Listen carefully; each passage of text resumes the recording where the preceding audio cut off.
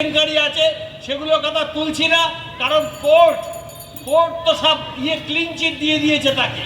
কিন্তু এইবার কিন্তু মোদি ফেসে গেছে এই নির্বাচনী ফান্ডে। এই নির্বাচনী ফান্ডের যে কি দুষ্কর্ম সেটা আজকে মানে এমনি তো আমরা তো বলছি আমাদের কথা ছেড়ে দিই, কিন্তু কথা হচ্ছে তাদের ঘরের লোক নির্মলা সীতারামন যিনি অর্থমন্ত্রী তিনি তো বলতে পারছেন না, তিনি তো এখনো মন্ত্রী আছেন। সুতরাং তার স্বামী সেই তার দুঃখের কথাটা বলেছেন যে নির্বাচনী বন্ড হচ্ছে বিশ্বের মধ্যে সবচেয়ে বড় স্ক্যাম, সবচেয়ে বড়। আজকে সে আমাদেরকে এই রাজ্যের বিরুদ্ধে নানা রকম চোর দুর্নীতি ইত্যাদি বলছে।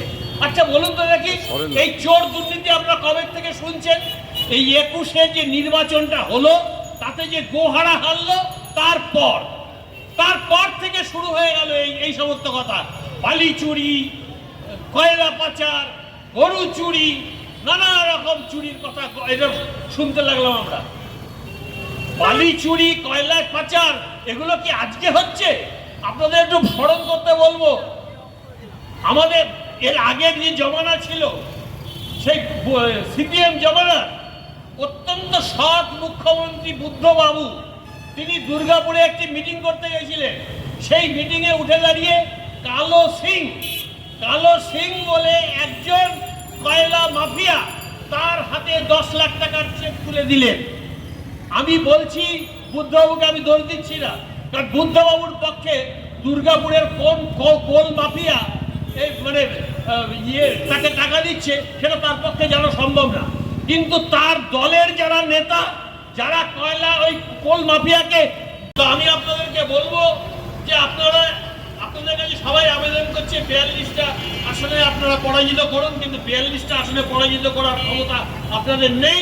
কিন্তু আপনাদের একটা ক্ষমতা আছে, সেটা হচ্ছে যিনি মহুয়ার বিরুদ্ধে দাঁড়িয়েছেন, মহুয়া মৈত্রের বিরুদ্ধে, সেই যে রাজমাতা যিনি মির্জাফরকে নিয়ে গর্বে বুক চাপড়াচ্ছেন যে আমার পরিবার মির্জাফরকে সমর্থন করে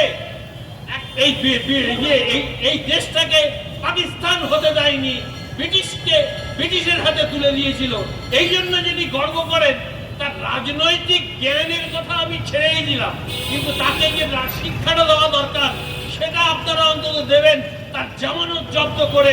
এই আবেদনটুকু আপনাদের কাছে রেখে বক্তব্য শেষ। ধন্যবাদ। আজকে আপনাদের এই মঞ্চ থেকে মূলত আপনারা কি বলতে চাইছেন?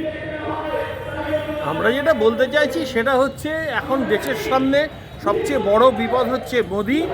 কারণ মোদি যে আমরা মনে করি মোদি যদি এবার 24-এ জিতে আসে তাহলে দেশে যে গণতান্ত্রিক ব্যবস্থাটা আছে, যে সংবিধানটা আছে, যে যুক্তরাষ্ট্রীয় কাঠামোটা আছে, এগুলো কিচ্ছু টিকবে না, সব ধ্বংস হয়ে যাবে।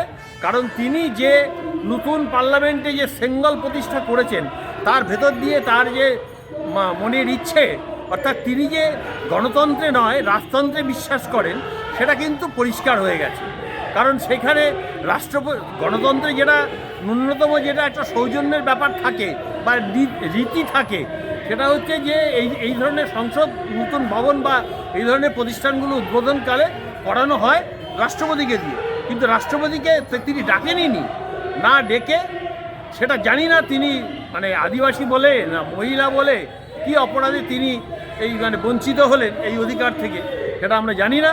কিন্তু এটার ভেতর দিয়ে মোদির যে রাজতন্ত্রের প্রতি তার যে আগ্রহ বা তার যে ইচ্ছা, উদগ্র ইচ্ছা, এটা কিন্তু পরিষ্কার। আপনার পরিচয়? আমার পরিচয়, আমি একজন সামাজিক আন্দোলনের কর্মী, আমার নাম কল্যাণ সেনগুপ্ত।